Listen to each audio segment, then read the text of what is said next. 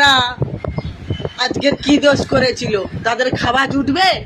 হ্যাঁ, কোনো হকার হয়তো দুটো পয়সা করেছে, খাওয়া জুটবে না।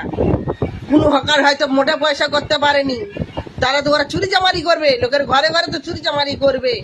আমরা যারা যারা ট্রেন থেকে নেমে একটু হয়তো জলের বোতল কিনছিল, একটু হয়তো মাজা কিনছিল, ছোট হয়তো থামস আপ কিনছিল, কত হয়তো ছোট একটা লিচুর বোতল কিনছিল, বাচ্চারা কাঁদলে বাচ্চাদের মুখে দিচ্ছিল। এবার নেবে কোথায় যাবে খুঁজতে দোকানটা?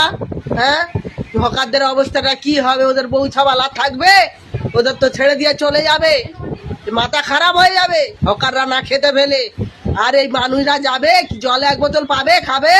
ট্রেন থেকে যে এক বোতল জল পাবে, খাবে? সরকার বলছে যার বাচ্চা বেসরকারি স্কুলে পড়ে তারা অন্নপূর্ণা ভাণ্ডার পাবে না। বিষয়টা শুনে খুব সহজ বলে মনে হচ্ছে, তাই না? ঠিকই তো, যার সামর্থ্য আছে বেসরকারি স্কুলে তার ছেলেকে পড়ানোর, তারা আবার ভাতা নিয়ে কি করবে? আচ্ছা, ধরুন একজন বাবা যে সকালে উঠেই মাঠে যায় কাজ করতে, রোদে পুড়ে কাদায় হেঁটে সারা দিন মাঠে খাটেন, মাস গেলে আয় হয়তো 8 থেকে 10 হাজার টাকা, মানে কোনো রকমের সংসারটা চলে।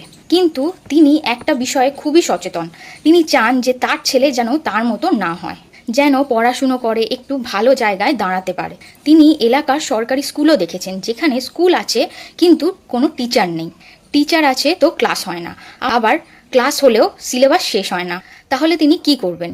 তিনি কি করলেন, মাস গেলে 2.5 থেকে 3 হাজার টাকা তিনি সরিয়ে রাখলেন আর কাছের একটি বেসরকারি স্কুলে তার ছেলেকে ভর্তি করিয়ে দিলেন। তাহলে এই চেষ্টাটা কি বিলাসিতা, নাকি একজন সচেতন বাবার শেষ চেষ্টা? কিন্তু দেখুন, সরকারের চোখে এই মানুষটি এখন ভাতা পাওয়ার আর যোগ্য নয়। এবার একটু পিছনের দিকে যাওয়া যাক। আজকালকার দিনে এই সমস্ত বেসরকারি স্কুলগুলোর এত দাপাদাপি কেন? এত মানুষ কেন সবাই বেসরকারি স্কুলের দিকে ছুটছে?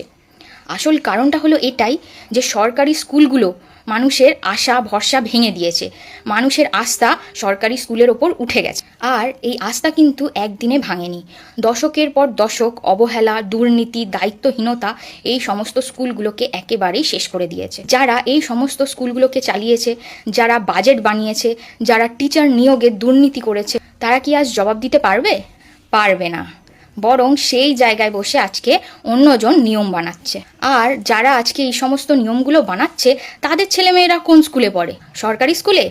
একটাও কি এমন দেখাতে পারবেন? তারা নিজেদের ছেলে মেয়েদের পাঠায় বড় বড় নামি দামি ইংলিশ মিডিয়াম স্কুলে, বড় বড় কনভেন্টে, কারণ তাদের কাছে টাকা আছে, ক্ষমতা আছে, সামর্থ্য আছে। তারা চায় তাদের ছেলেমেয়েরা যাতে ভালো স্কুলে বড় জায়গায় পড়ুক। কিন্তু এটা তো খুবই একটা স্বাভাবিক ইচ্ছা, সন্তান ভালো থাকুক, ভালো খাক, ভালো জায়গায় পড়াশুনো করুক, বড় হোক, এটা তো সব বাবা মাই চায়। কিন্তু এই জায়গায় দাঁড়িয়ে এই বর্তমান পরিস্থিতিতে আমার একটাই প্রশ্ন, যে ওই মাঠে কাজ করা বাবাটির কি এই একই রকম ইচ্ছা থাকা ভুল? এরকম ইচ্ছা কি তার থাকতে পারে না? এই বিষয়ে আপনাদের কি মতামত অবশ্যই জানাবেন।